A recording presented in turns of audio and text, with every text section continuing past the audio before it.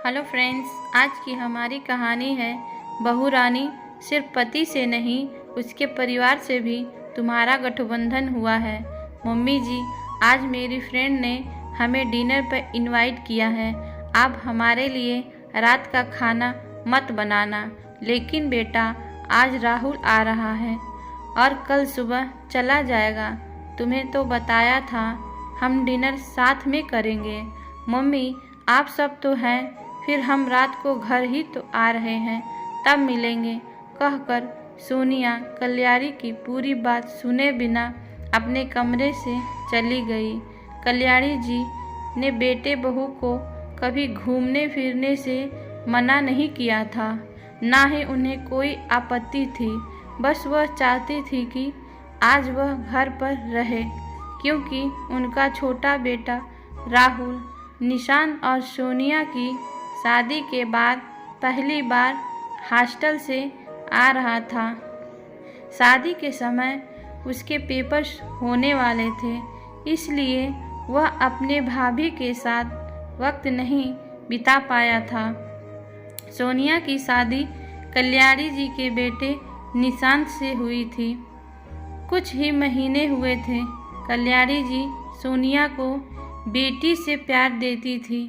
वह चाहती थी कि जैसे उनकी सास ने उन्हें बेटी बनाकर रखा, वह भी अपने बहू को वैसे ही रखेंगी। इसलिए उन्होंने दोनों बच्चों को ही पहले से ही समझा दिया कि भाभी को भी वही प्यार और सम्मान मिलेगा जो इस घर में हर सदस्य को मिलता है। राहुल तो हॉस्टल में रहता था, लेकिन कावेरी ने अपनी माँ की बात का मान रखा। वह भाभी भाभी कहते हुए सोनिया के पीछे पीछे घूमती रहती, घर के काम में मदद करती, लेकिन सोनिया को ननद का साथ नहीं सुहाता। वह अपने ही मस्ती में रहती। उसे सिर्फ अपने और अपने पति से मतलब था। हम उम्र ननद कावेरी से भी वह नपी तुली बात करती थी। कावेरी उससे बात भी करना चाहती थी तो वह अपने फ़ोन लेकर बैठ जाती। कल्याणी जी चाहती थी कि सोनिया घर और घर वालों को भी समय दे। कल्याणी जी सब देख रही थी पर चुप रही। उन्होंने निशान से भी कभी सोनिया के रूखे स्वभाव के बारे में बात नहीं किया। सोचा बहू नई माहौल में आई है, धीरे धीरे सब समझ जाएगी। पर वह इंतज़ार ही करती रह गई और आज सोनिया की बात उनके दिल को चुभ गई। कल्याणी जी ने सोचा कि आज सोनिया को समझाना ही पड़ेगा। वह सोनिया के पीछे पीछे उसके कमरे में गई। सोनिया, यहाँ मेरे पास बैठो। बिस्तर पर बैठते हुए कल्याणी जी बोली, बहू, जैसे तुम्हारे मम्मी पापा भाई बहन तुम्हारे हैं, वैसे ही हम भी तुम्हारे हैं, लेकिन इतने समय बाद भी तुम हमसे घुल मिल नहीं पाई। कावेरी भाभी भाभी कहकर पीछे पीछे लगी रहती है।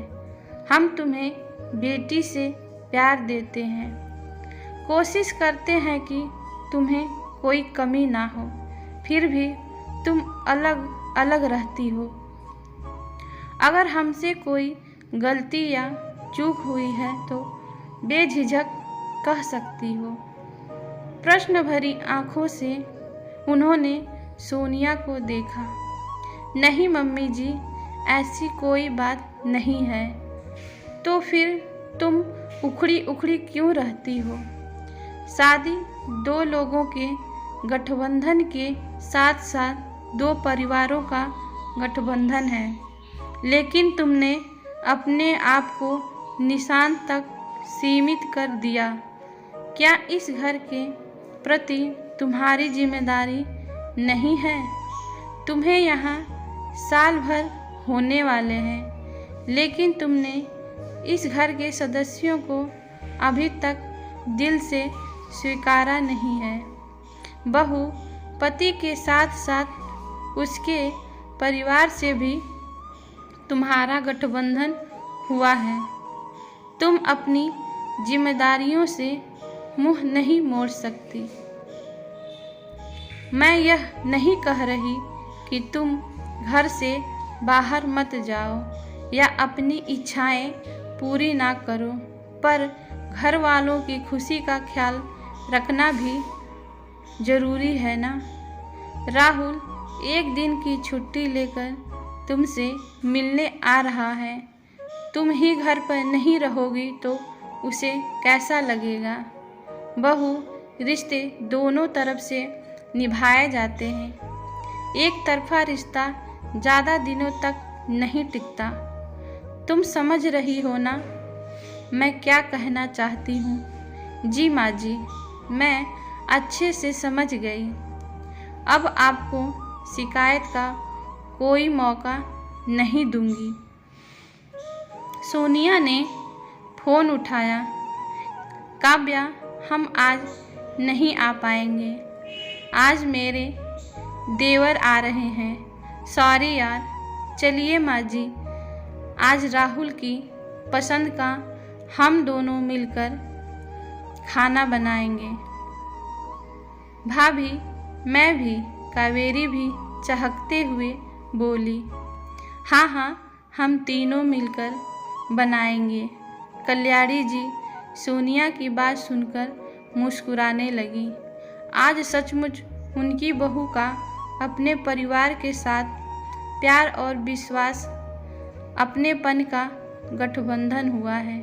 अगर आपको हमारी कहानी अच्छी लगती है तो प्लीज़ हमें कमेंट करके बताइए और हमारे चैनल को सब्सक्राइब करिए। धन्यवाद।